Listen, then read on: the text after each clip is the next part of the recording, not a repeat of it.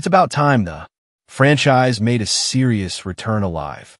Action surprisingly mutant mayhem even managed to score higher on Rotten Tomatoes than both Barbie and Oppenheimer, outperforming one of the most beloved toy brands in history in a Christopher Nolan epic is no small feat, and it solidifies Mutant Mayhem as one of the best TMNT projects to date, and while its box office numbers weren't record-breaking, the sequel has already been announced along with a TV series called Tales of the Teenage Mutant Ninja Turtles that will EXP ban the Mayhem verse, but among all the upcoming TMNT projects, one stands out as the boldest move in years: The Last Ronin. Unlike the usual kid-friendly take on the Turtles, this one is a live-action adaptation aimed squarely at an adult audience. If that wasn't exciting enough, The Last Ronin is also getting a AAA video game adaptation. The original comic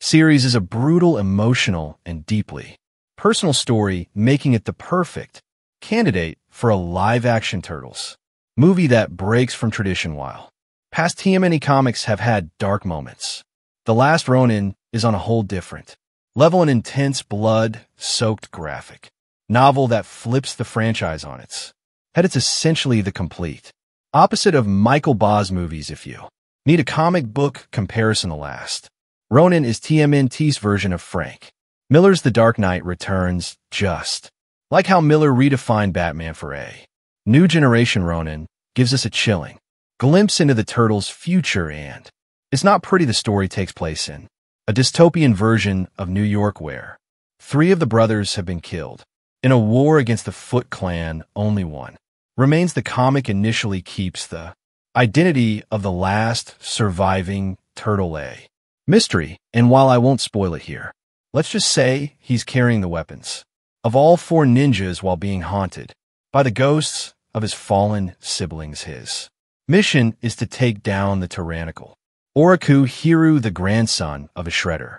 For those unfamiliar with the comics, it might be shocking just how violent TMNT originally was. When Kevin Eastman and Peter Lahr created the Turtles, they weren't aiming for kids. The darker elements of the franchise were watered down over time, especially after the first animated series made them a global phenomenon. Nickelodeon's 2009 purchase of the rights only pushed the franchise further into kid-friendly territory, leading to flashy shows stray far from the original aesthetics. Overall, thanks to its overwhelming success, The Last Ronin has already expanded into a larger universe with a comic prequel, a sequel, and the upcoming video game that makes an even smarter move for Paramount to jump on the live-action adaptation. While interest is at an all-time high, but The Last Ronin is also a bigger risk than a Mutant Mayhem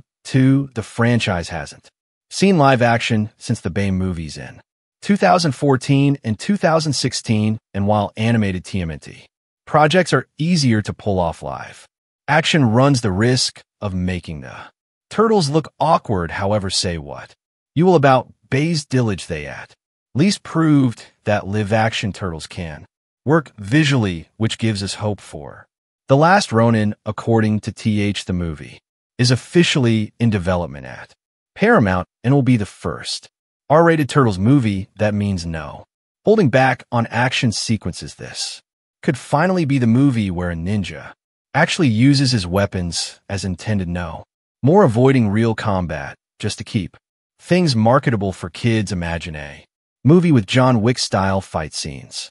That alone is enough to hype up long-time fans who have outgrown the more sanitized versions of the franchise. The film has already assembled an interesting creative team. James Wan, known for Aquaman, is reportedly in talks to direct, which makes sense given his experience with both large-scale action and darker, more atmospheric storytelling.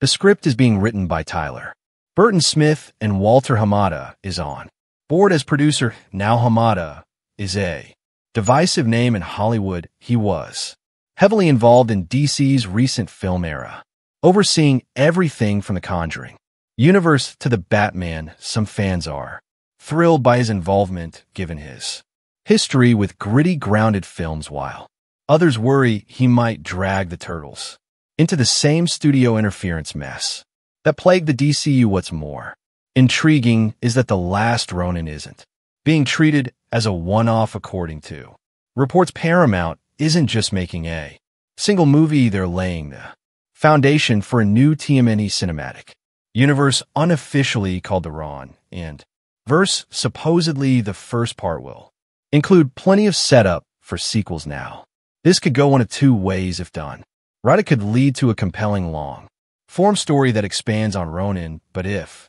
Paramount rushes to build a franchise before nailing the first movie, it could backfire spectacularly. What this movie really needs is to stand on its own. No forced post-edit scenes, no unnecessary teases, just one solid, gripping R-rated TMNT film. If it's good enough, fans will demand more on their own. Of course, in today's Hollywood, sequels and franchises are inevitable. Paramount clearly sees The Last Ronin as a way to push Ninja Turtles into a more mature and mainstream space, but unlike other cash grabs, this project actually has the potential to be groundbreaking if it stays true to the source material. It could do for TMNT what Logan did for Wolverine, a raw, emotional, and brutal reimagining that elevates the franchise beyond its usual tone. According to Joe Blow, the film will follow the core beats of the original comic, but will introduce